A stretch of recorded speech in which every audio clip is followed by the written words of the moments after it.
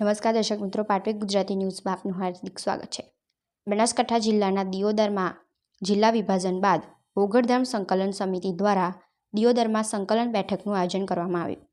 બનાસકાંઠા જિલ્લાનું વિભાજન કરવામાં આવ્યું। વાવ થરાદને જિલ્લો જાહેર કરવામાં આવ્યો। તેને લઈને દિયોદર તેમજ આજુબાજુના તાલુકાઓમાં ભારે રોષ જોવા મળ્યો। 2018માં જ્યારે મુખ્યમંત્રી વિજય રૂપાણીની સરકારમાં દિયોદરને જિલ્લો જાહેર કરવામાં આવે તેવી માંગ કરી હતી, ગુજરાત વિધાનસભાના પૂર્વ અધ્યક્ષ શ્રી ગજેન્દ્ર બાપુ ઉપસ્થિત રહ્યા હતા અને ભાજપના કાર્યકરો, કોંગ્રેસના કાર્યકરો હાજર રહ્યા હતા। જો દિયોદર તાલુકાના લોકોની માંગ પૂરી કરવા નહીં આવે તો ઇન્દ્ર આંદોલન થવાની સંભાવના રહે।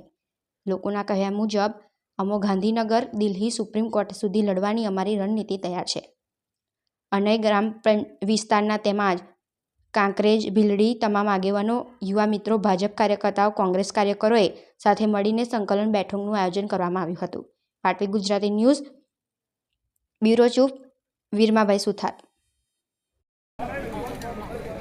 જય ભવાની, જય માતાજી, જય। સાથે જણાવવાનું કે દિયોદરની વર્ષો જૂની માગણી હતી અને વર્ષો જૂની માગણી પૂરી કરવા સરકાર તૈયાર નહીં થાય તો અમે તન મન ધનથી અને ભૂખ હડતાલ માથે ઉતરવું પડે તો ભૂખ હડતાલ માથે ઉતરશું અને અમારું બલિદાન આપવું પડે તો બલિદાન આપશું, પણ ઓગળ જિલ્લો બનાવવા માટે પૂરેપૂરા પ્રયત્ન કરીશું।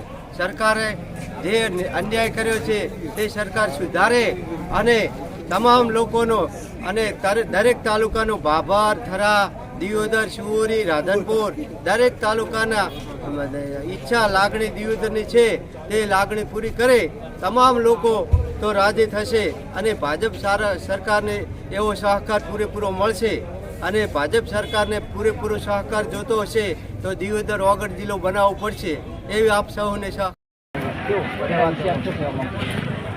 આપ સૌ જાણો છો એમ વર્ષોથી બનાસકાંઠા જિલ્લો બને એની માટે માંગણી હતી। 2018માં માનનીય મુખ્યમંત્રી શ્રી વિજયભાઈ રૂપાણી જ્યારે હતા ત્યારે દિયોદર આવ્યા હતા ત્યારે બી એ માંગણીની શરૂઆત કરવામાં આવી હતી। છેલ્લા 6 વર્ષથી પ્રયાસો ચાલુ હતા।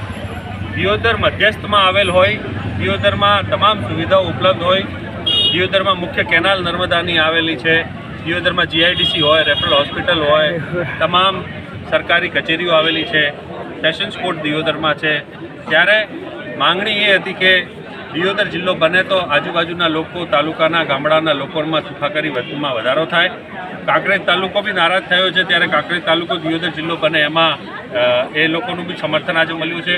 ભાભર તાલુકો હોય, લાખણી તાલુકો હોય, ભીલડીના તમામ ગામોના સરપંચો, ભીલડી સરપંચ તમામ બી લોકો આજે આવ્યા છે અને સ્વયંભૂ લોકોની માંગ એવી હતી કે સરકાર જો આમાં પૂર્ણ વિચાર કરે તો આ વિસ્તારના લોકોને ફાયદો છે।